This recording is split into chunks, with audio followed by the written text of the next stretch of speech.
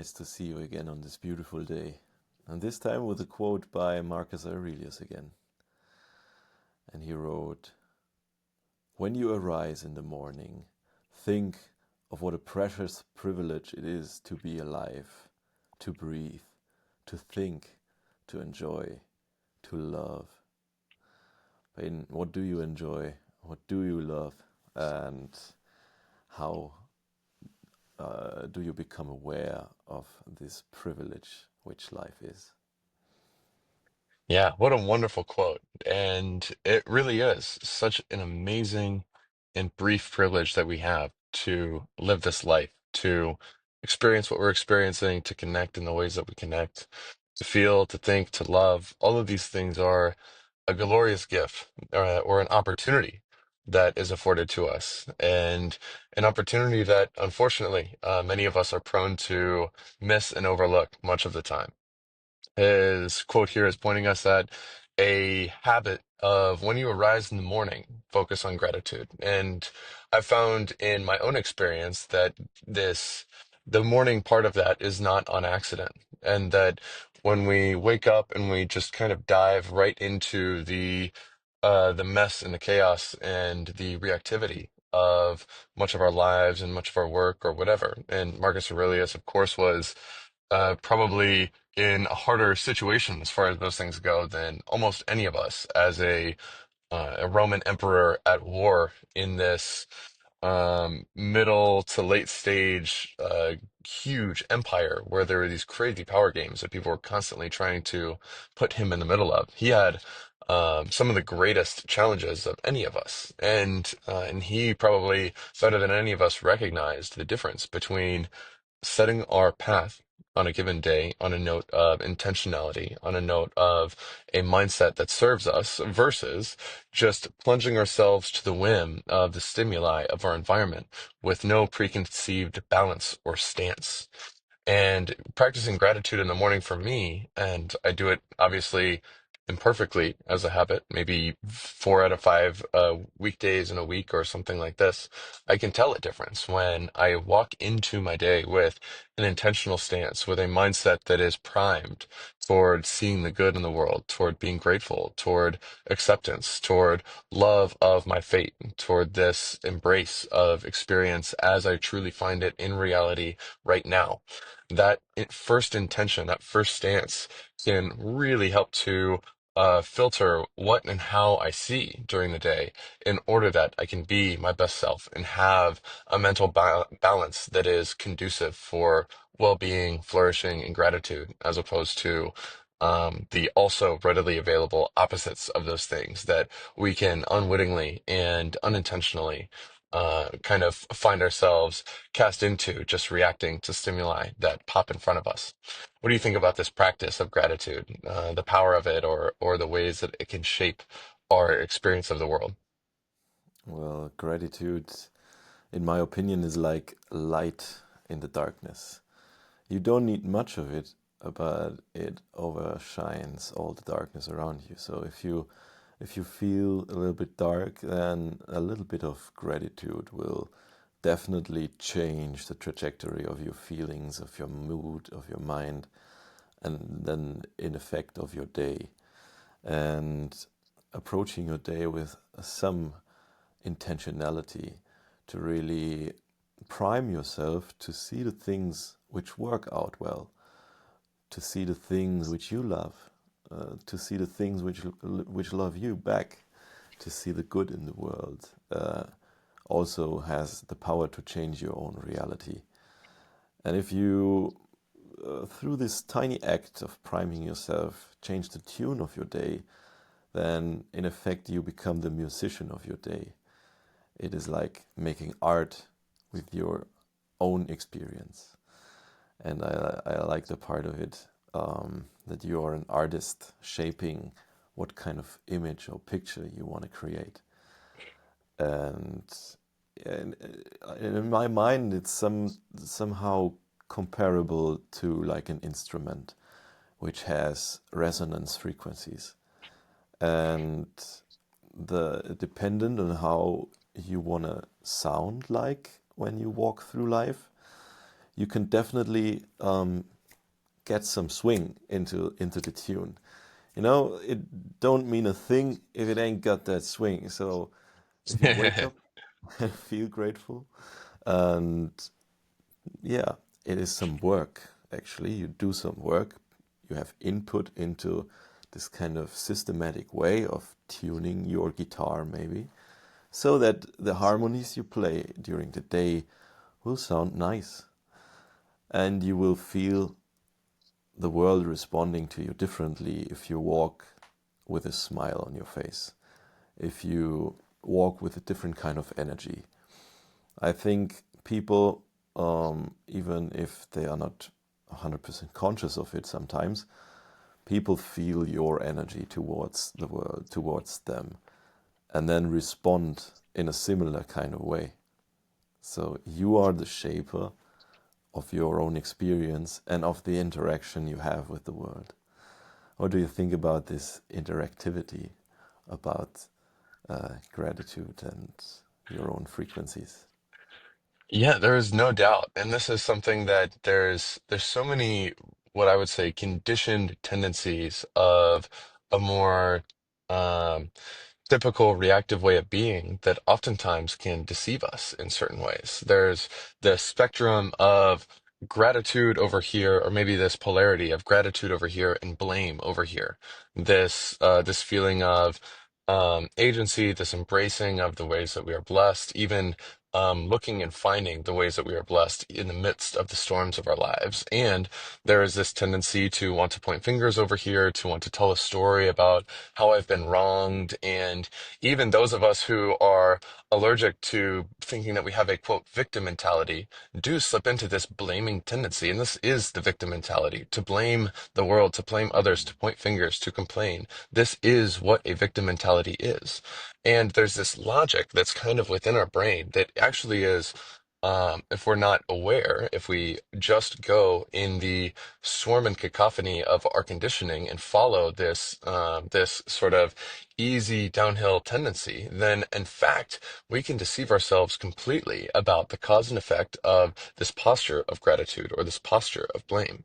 And I've noticed in myself and in others that a lot of times intellectually people can see that, oh yes, somebody that is grateful most of the time will be happier. They will be more connected. They will have better energy. That energy may help the way that they can move through the world and certainly their experience of the world. This person that is blaming and complaining all the time, they're not happy. Like we know that somebody that complains all the time is not having a good time.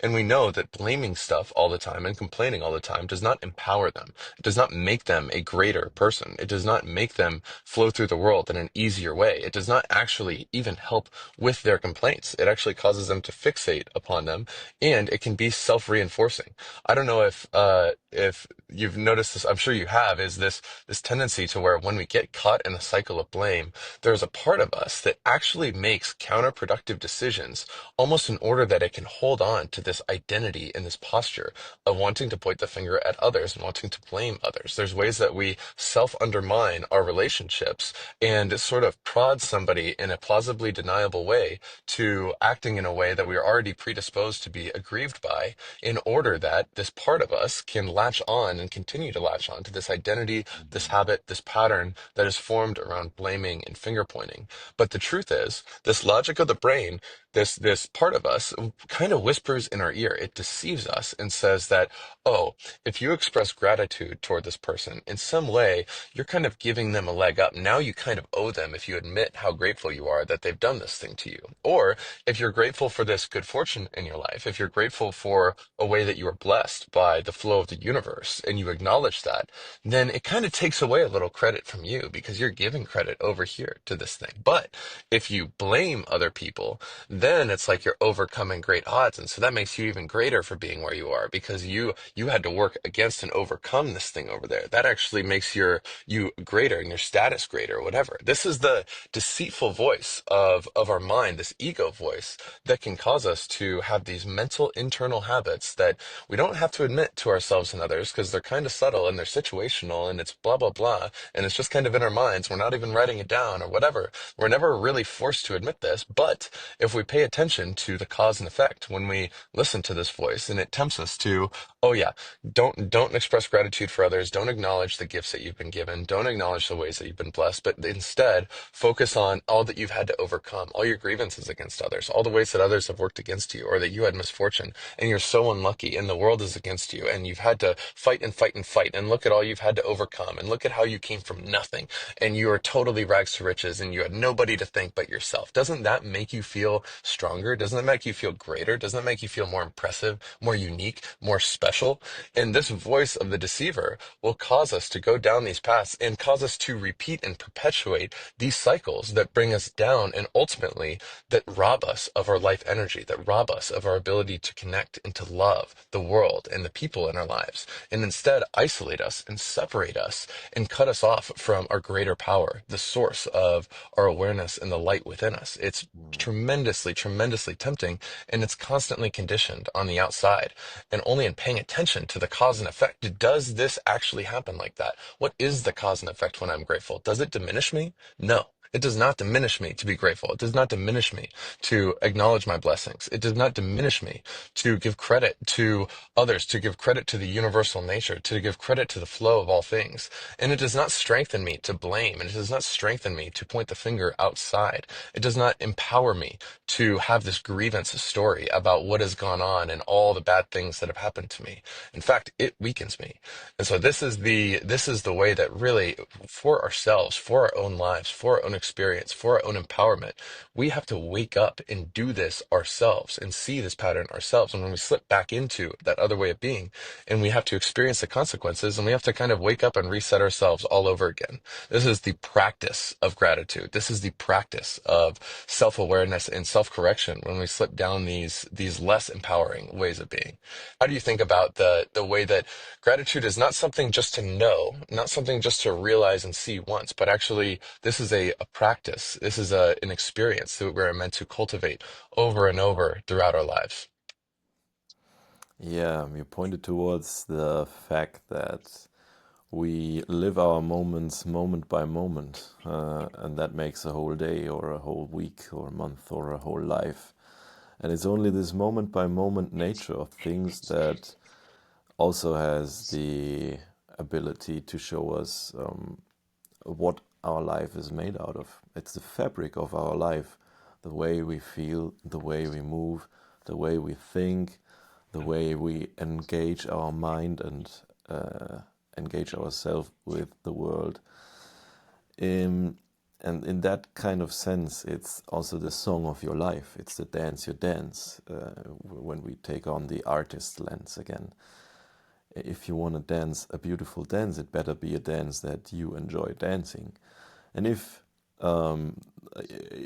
this kind of victim mentality and blaming others, this blame game mentality has a grip on you, it's nothing else than having a kind of an addiction with this short kind Yes. of status high you experience, and then you feel good for a tiny moment, but then you focus Yes. on the things that you blame or the things that don't go well again. And that also lowers your mood again, lowers your frequency again. Your harmony is dissonant again. You get out of tune again. But when you really want to create a beautiful song, you better make sure that your guitar is tuned, that your piano is tuned. It has even more strings, you know. And if you are able to play the most beautiful harmonies and the most beautiful songs, but your guitar is not tuned, it doesn't matter how good you play, how good you intonate, it still has a dissonance within it. So I see it as this practice of like first priming and framing your day, and then second getting into tune and playing a whole kind of different quality of your day if you tune your instrument to play for the world. That's Yes, and what's beneath that is a mindset of agency, a mindset that the contents of my mind, the quality of my experience as a human being, whether or not I'm going to be consumed by negative energy and blaming and anger and resentment and ill will, or if I'm consumed, or if I cultivate gratitude and goodwill toward others and a genuine wish that others be happy and being happy for their successes and wanting to alleviate and have compassion for their suffering. These things are not things that just are determined by the external events in our life. And oh, yeah, I had this like for example, you got in a you overran something with your car the other day and it causes huge, massive inconvenience and blah, blah, blah. Mm, Many would react to this by saying that I have nothing to do with the fact that I am caught up in anger and ill will and frustration and it's everything else's fault. Like, look at this thing that happened. I have no choice but to be blaming and angry about this. Or certainly, if not about that situation, then about many things in our life. We don't say mm, it quite in those words as clearly because then we might have to admit something to ourselves. But this is mm, the internal implication of our reaction to so much of what mm, goes on in the life. Is like, what am I supposed to do about feeling consumed by just blaming others and adopting a victim mentality? Look at the thing, look at the story that I could tell about the events on the external world. But the mm, truth is, we always have available to us plenty of food for gratitude, plenty of food against blaming if we can be intentional about our thoughts. And it's not something that's tempting to do because truly these negative cycles of energy, of blaming, of ungratitude, of victim mentality, of just ill will toward the world and feeling aggrieved by the universal nature of reality, feeling in disagreement with this moment, being looking at what is here now and saying, I am opposed to reality. That is ultimately our posture a lot of times, and it's conditioned and it's something that's normal and we're used to it, and other people remind us to be this way, and an accident that this is where we find ourselves a lot of the time in our lives. However, mm, it is also true to say that even in our deepest moments of despair and pain and agony, that all of us will experience in our lives. All of us at some point will experience the worst day of our life. All of us at some mm, point will experience sorrow and grief and frustration and anger and and loss. pain, like deep, deep pain. This is a part of our journey. But at the same time, it is also true to say that if we truly can survey the landscape, if we truly can look in and outside with a little bit of awareness, or if we can cultivate some of these practices, we also can see that, oh, wow, I wasn't born in the middle of a war zone. Oh, wow, I have all four of my limbs. Oh, wow, I can Mm, see. I'm not blind. How much would I pay to have my eyeballs still work tomorrow? Like a mm, lot. It's worth a ton to me. How much is it worth that I can speak? How much is it worth that my siblings didn't die when we were 6 years old? How much is it worth that this? How much is it worth that that? How much is it worth that I was born in the developed world and I actually have indoor plumbing and enough to eat and I didn't get mm, malaria when I was 6 and I wasn't like there's just so many things that we are spared from that are invisible to us because yeah, it happened to be that my 22 classmates in second grade also had these things. It doesn't mean that it's not an unbelievable blessing and something to be shocked and grateful for. And I can think of those things, I can remember of those things. It is within our power to actually look big picture, to zoom out a little bit and take a look at like, wow, holy shit, like if I really think of all the things that could have happened yesterday, that one thing that I'm bummed about really is not that bad in the scheme of things. Like on a scale of 1 to mm, 10, where 10 is I got brain cancer that's incurable and also my whatever, I ran over my cats, and 1 is stubbing my toe, maybe I'm on like a 2.5 with like my worst week of the month this week. And so like this is really something that like it is within our power. There's tons of content out there that we can be grateful for if we have the practice and skillfulness to remember. mm. And the last note I And it's have is like this go ahead. it is like this vast space of possible things to be grateful for that didn't happen. It's like this. Yes. Uh, it's like only the things we see and we have are only this tiny island of possible things to be grateful for. The things you see, but the vast majority of things to be grateful for that I am grateful for, and like you told, the things that didn't happen, that took things away that we have right now. And yeah, accessing this vast space requires some practice, but it's also pointing towards this agency.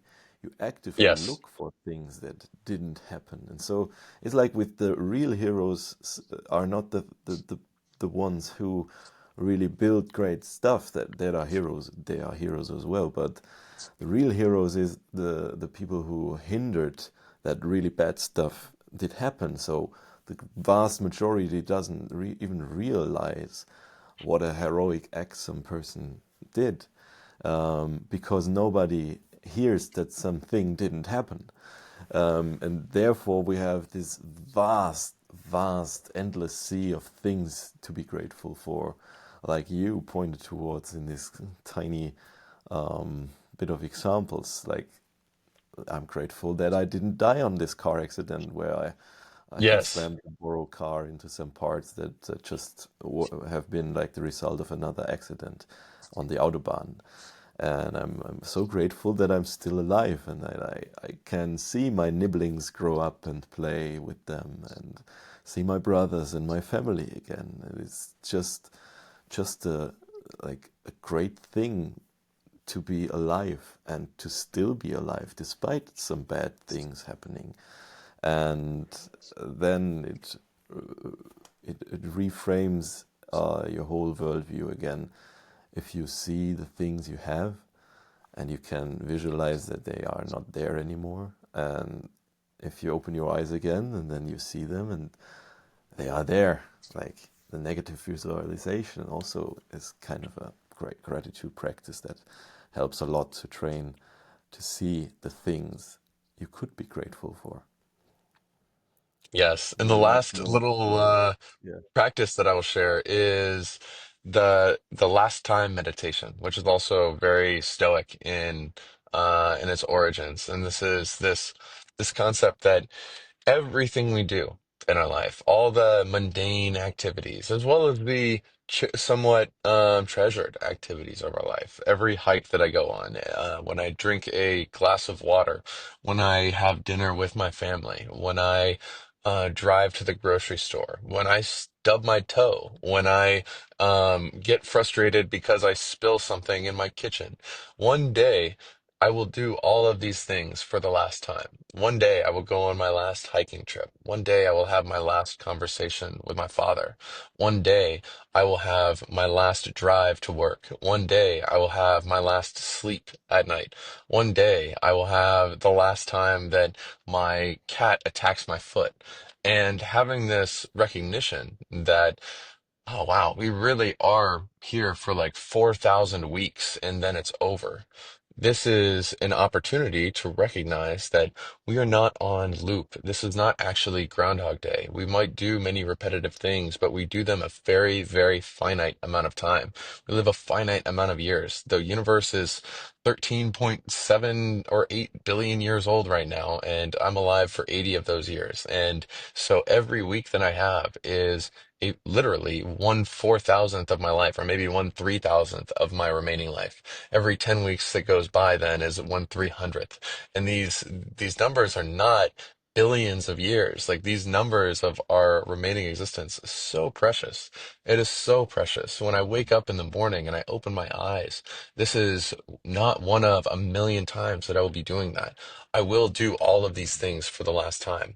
One day, somebody will go through my house and throw away half the stuff, and I won't be there to clean half of it up. I'm not going to be here forever. And so the moments that I have, the sights that I see, the conversations that I have, the interactions with other people that I have, even the negative ones, even the mundane ones, even the quote boring ones, the ones that we often are tempted to treat as something to quote get through or treat as an end in itself or as a means to an end. These are precious. These are very scarce and very finite. And it's only in connecting with them, it's only in appreciating them, it's only in drinking in the blooming of this now, this present moment, that we can truly appreciate and connect and drink from that finite well, to drink from that stream and to make the most of a precious opportunity that we are given here. And gratitude is natural, in my opinion, when we frame it through that lens, and so important to give ourselves to these moments so that they can give themselves to us. Any final thoughts or conclusions from you, my friend? Yeah, the moments reveal themselves to a much more intense degree if you really think about that. That in the realm of possibilities, this could be the last time you really hugged a loved one. And it is, in effect, oftentimes happening that you really do last time stuff. Like I'm sitting here now in the room where I grew up in, and this is the last time, in effect, that I leave it behind like that, because my brother bought the house, and now it's a new era. Mm. There's this life going by step. You always come to new levels, and there is a beautiful a poem by Hermann Hesse in German. It's called Life Steps, somehow in that realm, but he in effect tells, okay, your heart may be ready for taking, saying goodbye and taking on a new route and going a new step. And every new beginning, in every new beginning there lies some magic, which helps us grow and is like the breath of being alive. And therefore it goes on and on and on, and you will leave things behind. You will lose things. Shit will happen, but in effect, if you go onward, there's always a reason for hope, and there's always a reason for being grateful for the things that you have, for the things you do, for the connections you cultivate. And yeah, this is also the the case for agency, the case for laying down your victim mentality. There's another thing that Charlie Munger said, that it never pays to have to think of yourself to be a victim. There's nothing worse, he thinks. And with his saying that he popularized, always invert, then he also points towards, okay, you just have a better life if you don't feel like a victim, because then Yes. you have the basis for agency.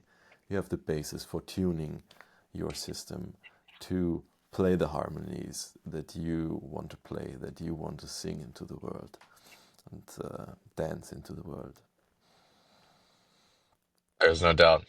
Wonderful reminders, and definitely a practice that I intend to bring into this week. As an antidote for much of the swimming in frustration that the events of the world tempt us into. And so I am probably going to be dwelling on this feeling of gratitude during my hike and kind of taking in nature, feeling how much I love to walk around the trees and to see the lakes and to feel my body and to take in the sights and the smells and the sounds and just recognize that this is an opportunity and that I am grateful to have this life. I'm grateful to be human. I'm grateful to live on this earth and to have the people in my life that I am. And so, thank you, my friend. I'm grateful for you as well and for this I'm conversation. grateful as well, And man. I look forward to the next one, my man. Thank you very much. Have a great week, man. See you soon. You as well. Take care. Bye bye.